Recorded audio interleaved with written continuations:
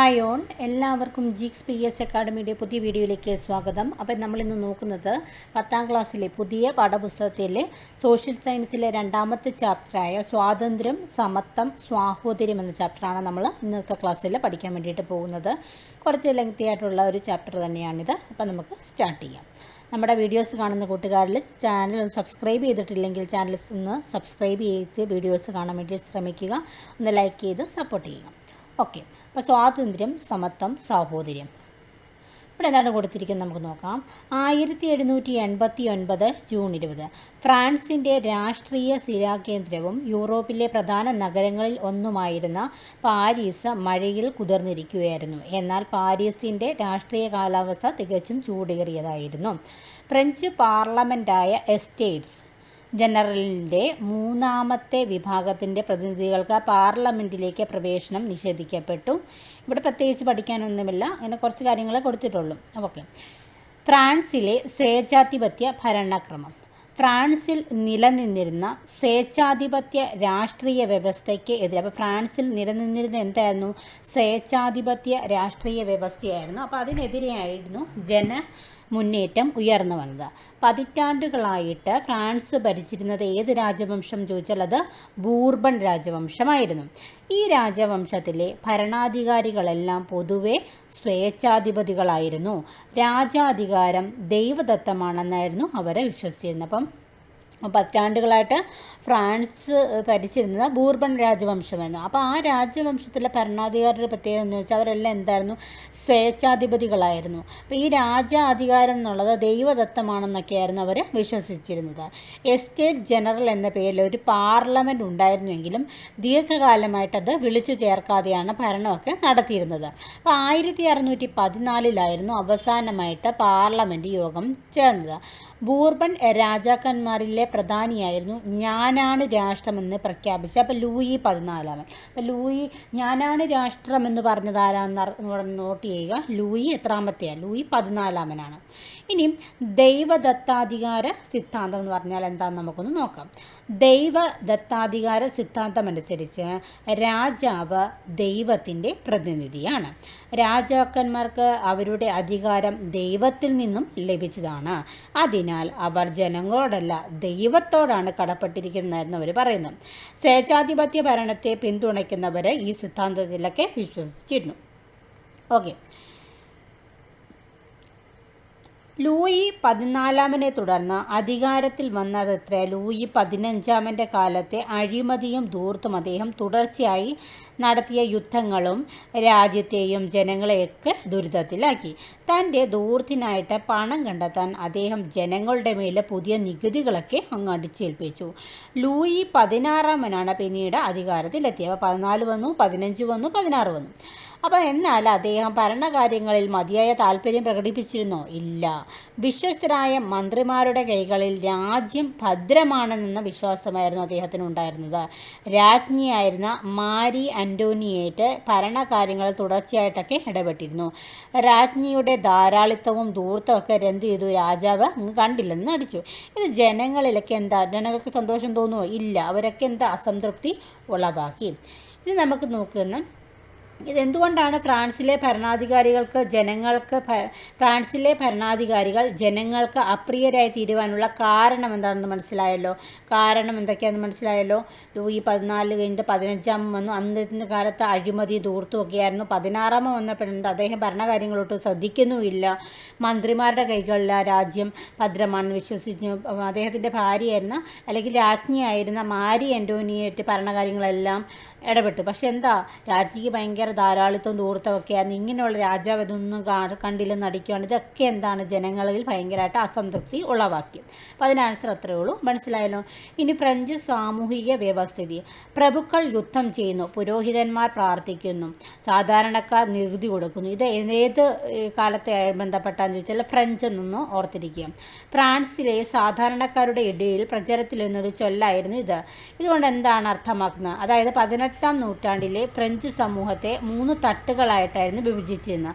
എങ്ങനെയൊക്കെയായിരുന്നു? Important ആണ്. പുരോഹിതരാണ് 1ാം എസ്റ്റേറ്റിൽ, പ്രഭുക്കളാണ് 2ാം എസ്റ്റേറ്റിൽ, സാധാരണക്കാർ 3. അപ്പം എന്തൊക്കെയായിരുന്നു? പുരോഹിതർ, പ്രഭുക്കർ, പിന്നെ ഏതായിരുന്നു? സാധാരണക്കാർ. ഓക്കെ, അപ്പോൾ ഈ ഒരു പോയിന്റ് വളരെ ഇമ്പോർട്ടൻ്റ് ആണ്. അപ്പം ഫ്രഞ്ച് സമൂഹത്തെ 3 തട്ടുകളായി, അതായത് എസ്റ്റേറ്റുകളായിട്ട് വിഭജിച്ചിരുന്നു. പുരോഹിതന്മാർ 1-ാം എസ്റ്റേറ്റിലും പ്രഭുക്കന്മാർ 2-ാം എസ്റ്റേറ്റിലും സാധാരണക്കാരോ 3-ാം എസ്റ്റേറ്റിലുമായിരുന്നു ഉൾപ്പെട്ടിരുന്നത്. ഇനി 1-ാം എസ്റ്റേറ്റിലെ കുറിച്ച് നോക്കാം. അതായത് ആരായിരുന്നു? പുരോഹിതന്മാർ. വളരെ പ്രബലവും സമ്പന്നവുമായിരുന്നു ഫ്രാൻസിലെ കത്തോലിക്ക സഭ. ഭൂസ്വത്തിൻ്റെ വലിയൊരു ഭാഗവും സഭയുടെ ഉടമസ്ഥതയിലായിരുന്നു. പുരോഹിതരെ എല്ലാത്തരം നികുതികളിൽ നിന്നും ഒഴിവാക്കിയിരുന്നു. മാത്രമല്ല അവർ സാധാരണ കർഷകരിൽ നിന്നും ടൈത് എന്ന നികുതി പിരിച്ചിരുന്നു. വിളവിൻ്റെ 10% നികുതിയായിട്ട് നൽകേണ്ടിയിരുന്നത്. ഇത് സാധാരണ കർഷകർക്ക് പുരോഹിതരോട് വിരോധം തോന്നാൻ ഇടയാക്കി. അപ്പോൾ അതുമായിട്ട്, അതായത് 1-ാം എസ്റ്റേറ്റുമായിട്ട് ബന്ധപ്പെട്ട കാര്യങ്ങൾ, അപ്പോൾ അതൊക്കെ എല്ലാ പോയിൻറ്റ്സും ഒന്ന് മനസ്സിലാക്കി വെക്കണം. എങ്ങനെയായിരുന്നു? അന്ന് സാധാരണ കർഷകരിൽ നിന്നും ഒരു നികുതി പിരിച്ചിരുന്നു. ആ നികുതിയുടെ പേരാണേത്? ടൈത് എന്ന് പറയുന്നത്. വിളവിൻ്റെ എത്രയായിരുന്നു നികുതിയായി നൽകേണ്ടത്? 10% നികുതിയായിട്ട് നൽകേണ്ടിയിരുന്നത്. ഓക്കെ, ഇനി നമ്മൾ അടുത്തത് 2-ാം എസ്റ്റേറ്റ്, അതായത് പ്രഭുക്കൾ. ഭരണരംഗത്തെ ഉയർന്ന സ്ഥാനങ്ങളും സൈന്യത്തിലെ ഉയർന്ന പദവികളും കൈയടക്കി വച്ചിരുന്നത് ആരായിരുന്നു? പ്രഭുക്കളായിരുന്നു. ഇവർ ഭൂവുടമകൾ കൂടിയായിരുന്നു. ആഡംബര ജീവിതം നയിച്ചിരുന്ന പ്രഭുക്കൾ ജനങ്ങളിൽ നിന്ന് വിവിധ നികുതികളൊക്കെ പിടിച്ചെടുത്തിരുന്നു. 1749 നിയമമനുസരിച്ച് എല്ലാ വിഭാഗത്തിൽപ്പെട്ട ജനങ്ങളും തങ്ങളുടെ വരുമാനത്തിൻ്റെ എത്ര ഭാഗമായിരുന്നു? 20-ൽ 1 ഭാഗം സർക്കാരിലേക്ക് നേരിട്ട് നികുതിയായി നൽകുന്നു. ഈ നികുതിയാണ് വോങ്തീയം എന്നറിയപ്പെട്ടിരുന്നത്.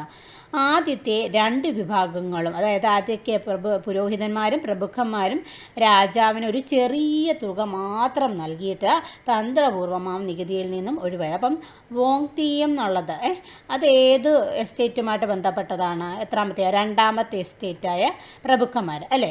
പിന്നെ ടൈത് എന്നുള്ളത് ഏത് എസ്റ്റേറ്റ് വരുന്ന? 1-ാമത്തെ എസ്റ്റേറ്റ്. അതൊക്കെയാണ് അവിടെ നോട്ട് ചെയ്ത് പഠിക്കേണ്ടത്. ഓക്കെ, തങ്ങളുടെ അവകാശങ്ങൾ നിലനിർത്തുന്നതിനായിട്ട് രാജവാഴ്ചയെ എതിർക്കുന്നതിന് പുരോഹിതരും പ്രഭുക്കളും ഒരിക്കലും മടി കാണിച്ചിരുന്നില്ല. ഇനി പ്രഭുക്കൾ സാധാരണക്കാരായ ജനങ്ങളെ ചൂഷണം ചെയ്തിരുന്ന വിവിധ രീതികളുണ്ട്. അത് ഏതൊക്കെയാണെന്ന് നോക്കാം. ഇമ്പോർട്ടൻ്റ് ആണ്. കോവിയാണ് ആദ്യത്തേത്. അതായത് എന്താണ് കോവി പറയുന്നത്? ഒരു വർഷത്തിൽ 3-4 ദിവസം സാധാരണക്കാരെ കൊണ്ട് പ്രതിഫലം നൽകാതെ ജോലി ചെയ്യിപ്പിക്കുന്നതിനുള്ള അവകാശം. ഇതൊക്കെ ജനങ്ങളെ ചൂഷണം ചെയ്യുന്നതല്ലേ. അടുത്താണ് ബെനാലിറ്റി എന്ന് പറഞ്ഞാൽ വീഞ്ഞു നിർമ്മാണത്തിലെ കുത്തക വഴി ലഭിക്കുന്ന അധിക നികുതിയും മുന്തിരിച്ചാറ്, റൊട്ടി തുടങ്ങിയവയുടെയൊക്കെ നിർമ്മാണത്തിനായി ജന്മിയുടെ ഉടമസ്ഥതയിലുള്ള സൗകര്യങ്ങൾ നിർബന്ധമായും ഉപയോഗിക്കേണ്ടി വരുന്നതിൻ്റെ വാടകയൊക്കെ ഇതിൽ ഉൾപ്പെടുന്നു. അടുത്ത ബെൻവിനാണ്. എന്ന് വെച്ചാൽ തങ്ങളുടെ പ്രദേശത്ത് ഉൽപ്പാദിപ്പിച്ചിരുന്ന വീഞ്ഞിന് മേലുള്ള കുത്തക നികുതി. പിയേഷ് എന്ന് പറഞ്ഞാൽ പാലങ്ങൾ, റോഡുകൾ എന്നിവയുടെ മേലുള്ള ചുങ്കം. ടെറാഷ്, അതായത് വിളവെടുപ്പ് കാലത്ത് കർഷകരിൽ നിന്നും പിരിക്കുന്ന പ്രത്യേക കരം. അപ്പം കോവിയുണ്ട്, ബെനാലിറ്റി ഉണ്ട്, ബെൻവിനുണ്ട്, പിയേഷ് ഉണ്ട്, ടെറാഷ് ഉണ്ട്. ഇതൊക്കെ ഒന്ന് ഓർത്തിരിക്കുക. ഈ പേരുകളെങ്കിലും ഒന്ന് ഓർത്തിരിക്കുക. കുറച്ച് ടഫാണ് എങ്കിലും ഇമ്പോർട്ടൻ്റ് ആണ്. ഇത്ര ഓർത്താൽ മതി. ഇത് 10ലെ കുട്ടികളൊക്കെ പഠിക്കുന്നതല്ലേ, അപ്പോൾ നമുക്കും പറ്റുമെന്നൊന്ന് ഓർത്തിരുന്നാൽ മതി. അടുത്തത് സാധാരണക്കാർ ഉൾപ്പെടുന്ന ഏത് എസ്റ്റേറ്റാണ്? 3-ാം എസ്റ്റേറ്റാണ്. 18-ാം നൂറ്റാണ്ടിൽ ഫ്രാൻസിൽ ജീവിച്ചിരുന്ന സാധാരണക്കാരൻ്റെ അവസ്ഥയാണ് മുകളിൽ നൽകിയിട്ടുള്ള ചിത്രത്തിലൂടെ വ്യക്തമാകുന്നത്. മധ്യവർഗവും തൊഴിലാളികളും കർഷകരും അടങ്ങുന്നതായിരുന്നു ഫ്രാൻസിലെ 3-ാമത്തെ എസ്റ്റേറ്റ്. ആരൊക്കെ ഉണ്ടായിരുന്നു? മധ്യവർഗമുണ്ട്, തൊഴിലാളികളുണ്ട്, കർഷകരുണ്ട്. ഇവർ കോമൺസ് സാധാരണക്കാർ എന്നറിയപ്പെട്ടു. ജനസംഖ്യയുടെ ഭൂരിഭാഗവും ഉൾക്കൊണ്ടിരുന്ന 3-ാമത്തെ എസ്റ്റേറ്റിലെ ഭൂരിഭാഗം ജനങ്ങളും എങ്ങനെയായിരുന്നു? ദാരിദ്ര്യത്തിലായിരുന്നു ജീവിച്ചിരുന്നത്.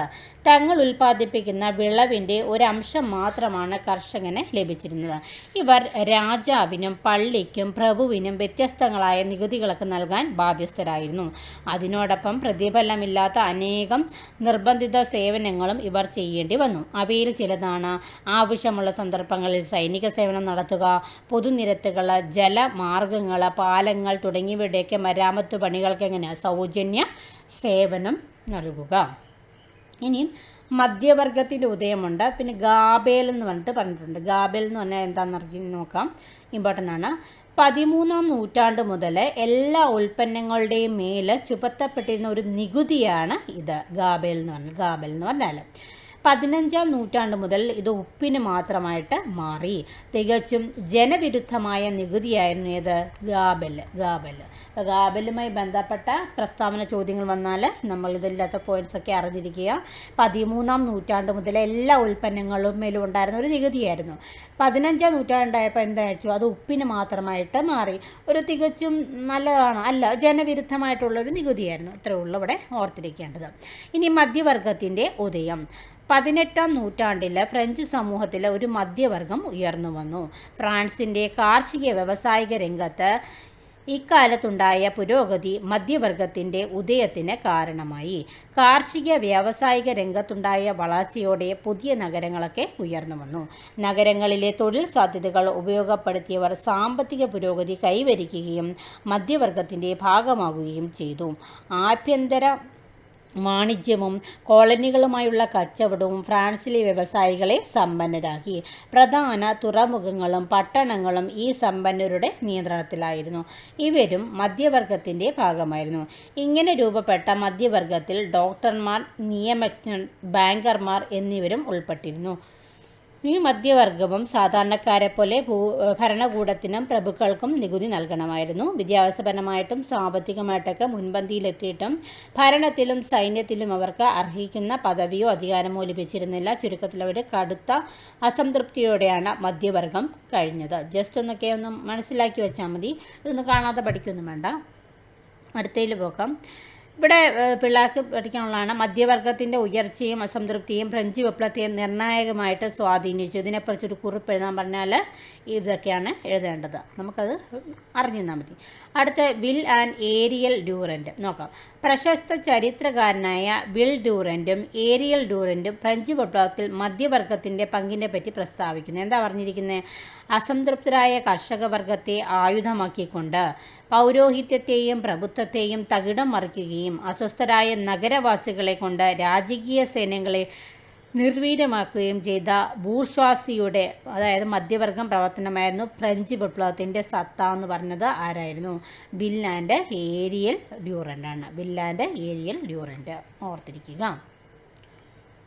ഇനിയും സാമ്പത്തിക പ്രതിസന്ധിയായിരുന്നു. അപ്പോൾ 1770-കളിൽ ഫ്രാൻസിലെ കാർഷിക രംഗം കടുത്ത പ്രതിസന്ധി നേരിട്ടു. ഉൽപ്പാദനത്തിലെ കുറവായിരുന്നു ഒക്കെ ഇതിന് കാരണം. ഇത് ധാന്യങ്ങളുടെയും റൊട്ടിയുടെയും വില വർധനവിന്, ഇപ്പോൾ നമുക്കറിയാം ഉൽപ്പാദനം കുറവാണെങ്കിൽ സാധനങ്ങൾക്കെല്ലാം വില കൂടുക. അപ്പോൾ അങ്ങനെ റൊട്ടിയുടെയും ധാന്യത്തിൻ്റെയൊക്കെ വില വർധനവിന് കാരണമായി. അപ്പോൾ 1730-നും 1789-നും ഇടയിലുള്ള കാലത്ത് ധാന്യങ്ങളുടെ വിലയിൽ എത്ര ശതമാനം വർധനവുണ്ടായി? 60% വർധനവുണ്ടായി. എന്നാൽ തൊഴിലാളികളുടെ കൂലിയിലെ വർധനവ് എത്രയായി? 22% മാത്രമായിരുന്നു. തീറ്റപ്പുല്ലിനുണ്ടായ കടുത്ത ക്ഷാമം കന്നുകാലി സമ്പത്തിലേക്ക് വലിയ കുറവുണ്ടാക്കി. അപ്പോൾ ജനസംഖ്യയുടെ 1/3 ഭാഗത്തെ ഈ പ്രശ്നമൊക്കെ ബാധിച്ചു. ബ്രിട്ടനുമായിട്ട് ഫ്രാൻസ് ഒപ്പുവെച്ച കച്ചവട കരാറ് പ്രകാരം ബ്രിട്ടീഷ് ഉൽപ്പന്നങ്ങളുടെ മേലുള്ള ഇറക്കുമതി തീരുവയിൽ വലിയ കുറവുണ്ടാക്കി.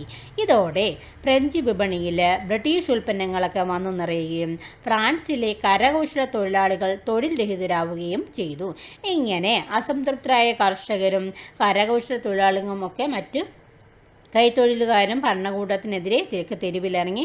ഫ്രാൻസിൻ്റെ സാമ്പത്തിക പരാധീനതയൊക്കെ മറികടക്കാനായിട്ട് ബാങ്കർമാരിൽ നിന്നും വൻതുകകളിലൊക്കെ ലൂയി 16 വായ്പകളായിട്ടൊക്കെ സ്വീകരിച്ചിരുന്നു. സർക്കാർ ഈ വായ്പകൾക്ക് പകരമായിട്ട് നൽകിയിരുന്നത്? ബോണ്ടുകളാണ് നൽകിയിരുന്നത്. ഫ്രഞ്ച് സർക്കാരിൻ്റെ ഖജനാവ് ശൂന്യമായത് ബാങ്കർമാരെ വായ്പ നൽകുന്നതിൽ നിന്ന് പിന്തിരിപ്പിച്ചു. രാജ്യത്തെ ജനങ്ങളെല്ലാവർക്കും നികുതി ഭാരം ഒരേപോലെ ആയിരിക്കണമെന്ന് ഇവർ ആവശ്യപ്പെട്ടു. നികുതി ചുമത്തുന്നതിൽ നിലനിന്നിരുന്ന അസമത്വമായിരുന്നു ബാങ്കർമാരടങ്ങുന്ന മധ്യവർഗം ഫ്രഞ്ച് ഭരണകൂടത്തിനെതിരെയാകാനുള്ള പ്രധാന കാരണങ്ങളിൽ ഒന്ന്.